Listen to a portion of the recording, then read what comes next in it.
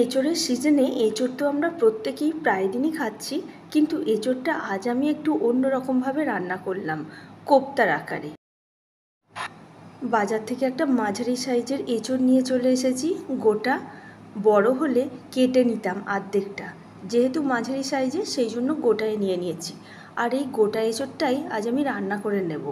প্রথমে হাতে সরিষার তেল ভালোভাবে মেখে নিয়ে এঁচোড়টা কেটে নিচ্ছি। সরিষার তেলটা আগে মেখে নিলে এঁচোড়ের আঠাগুলো হাতে লাগে না। এঁচোড়টা 4 ফালি করে প্রথমে কেটে নিয়ে তারপর বোটাটা কেটে মাঝখান দিয়ে 2 ফালি করে নিয়ে খোসাটা ছাড়িয়ে নেব। ব্যাস, আর বেশি টুকরো করব না, আর মাঝের ছিটটাও এখন ফেলবো না। সিদ্ধ হয়ে যাবার পরে মাঝের ছিটটা ফেলে দেব। এইভাবেই নিয়ে নেব। প্রত্যেকটা পিসই এইভাবে আমি ছাড়িয়ে নিচ্ছি। এঁচোড়টা পুরোপুরি কাটা হয়ে গেছে। এবার কুকারে দিয়ে একটু লবণ আর হলুদ দিয়ে সিদ্ধ করে নেব। তার আগে আমি হাতটা একটা কাপড় দিয়ে মুছে নিচ্ছি। এঁচোড়ের যে একটু আধটু আঠা তেলের ওপর লেগেছিল সেটা ভালোভাবে মোছা হয়ে যায় শুকনো কাপড় দিয়ে মুছে নিলে। কুকারে আমি লবণ আর হলুদ দিয়ে এঁচোড়গুলো সিদ্ধ করতে বসিয়ে দিলাম। এদিকে কিছুটা ছোলার ডাল ভিজিয়ে রেখেছিলাম, সেটা মিক্সিতে বেটে নিচ্ছি। ডালটা বাটা হয়ে গেলে একটা জায়গায় তুলে নিচ্ছি। তারপর একটা মশলার পেস্ট তৈরি করে নেব। এঁচোড়ের কোপ্তা আমি আগেও বানিয়েছি, কিন্তু এই ছোলার ডাল বাটা দিয়ে এই প্রথমবারই বানালাম, কিন্তু খেতে ভীষণ সুন্দর হয়েছিল। এবার আমি মশলার পেস্টটা তৈরি করে নিচ্ছি। আদা, রসুন, পেঁয়াজ, 2 চামচ ধনে, 2 চামচ জিরে, 2টো ছোটো এলাচ, 2টো শুকনো লঙ্কা, 2টো কাঁচা লঙ্কা দিয়ে দিলাম। দিয়ে মশলার পেস্টটাও তৈরি করে নিলাম। এটাও একটা জায়গায় ঢেলে রাখছি। ডাল বাটা এবং মশলার পেস্ট দুটোই আমার তৈরি হয়ে গেছে। ওদিকে কুকারে এঁচোড়টাও সিদ্ধ হয়ে গেছে। এবার আমি এঁচোড়টা একটা জায়গায় ঢেলে নিয়ে একটু ঠান্ডা করে নিয়ে ভালোভাবে ম্যাশ করে নেব এঁচোড়টা। এইভাবে এঁচোড়ের কোপ্তা বানালে এটা ভাত, রুটি, লুচি সব কিছুর সাথেই খুব সুন্দর লাগে।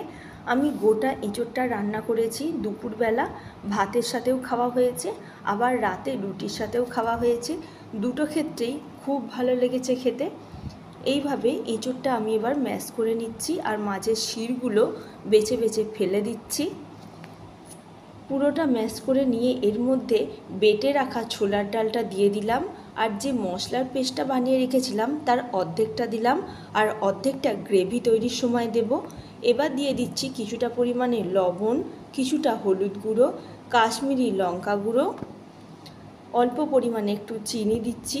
সব কিছু দিয়ে ভালোভাবে মাখিয়ে নিচ্ছি। এঁচোড়ের বিভিন্ন রকম রেসিপি বানানোর সাথে সাথে এই রেসিপিটাও একবার বানাবেন বন্ধুরা, এবং আমাকে জানাবেন কীরকম লাগলো।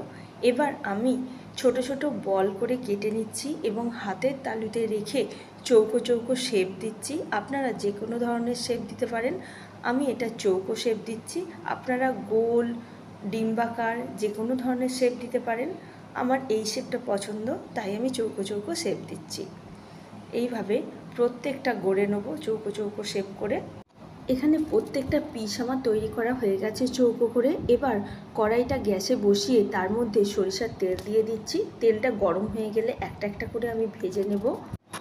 বেশ একটু ডিপ করে ভেজে নেব, লাল লাল করে। প্রত্যেকটা কোপ্তা আমার ভাজা হয়ে গেছে। এগুলো শুধুও স্ন্যাক্স হিসেবে খাওয়া যেতে পারে, খুব টেস্টি লাগে। এবার কোপ্তাগুলো যে তেলে ভেজে নিলাম ওই তেলেতেই গ্রেভিটা তৈরি করে নেব।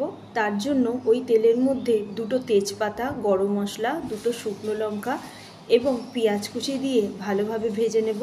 পেঁয়াজগুলো যতক্ষণ না লাল লাল মতো ভাজা হয় ততক্ষণ ভাজবো। তারপর এর মধ্যে লবণ, হলুদ গুঁড়ো, কাশ্মীরি লঙ্কা গুঁড়ো, চিনি, টমেটো সস সব কিছু দিয়ে দিলাম।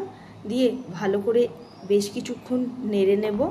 তারপর বেটে রাখা মশলাটা দিয়ে দেব। অর্ধেক মশলাটা কোপ্তার সময় দিয়েছিলাম মাখার জন্য, বাকি মশলাটা গ্রেভি তৈরির সময় দিয়ে দিলাম। এবার ভালো করে মশলাটা দিয়ে কষাতে থাকব। মশলা থেকে তেল ছেড়ে গেলে এর মধ্যে গরম জল দিয়ে দেব। গরম জল দিয়ে ভালোভাবে ফুটতে থাকলে কোপ্তাগুলো এর মধ্যে দিয়ে দেব। 5 মিনিটের মতো ফুটবে, তারপর এটা নামিয়ে নেব। আমার চ্যানেলের রান্নাগুলো যদি আপনাদের ভালো লেগে থাকে বন্ধুরা, তাহলে আমার চ্যানেলটি সাবস্ক্রাইব করবেন এবং পাশে থাকা বেল আইকনটি অন করে দেবেন আমার চ্যানেলের আপডেট সবার আগে আপনার কাছে পৌঁছানোর জন্য। আমার ভিডিওটা পুরোটা দেখার জন্য অনেক ধন্যবাদ।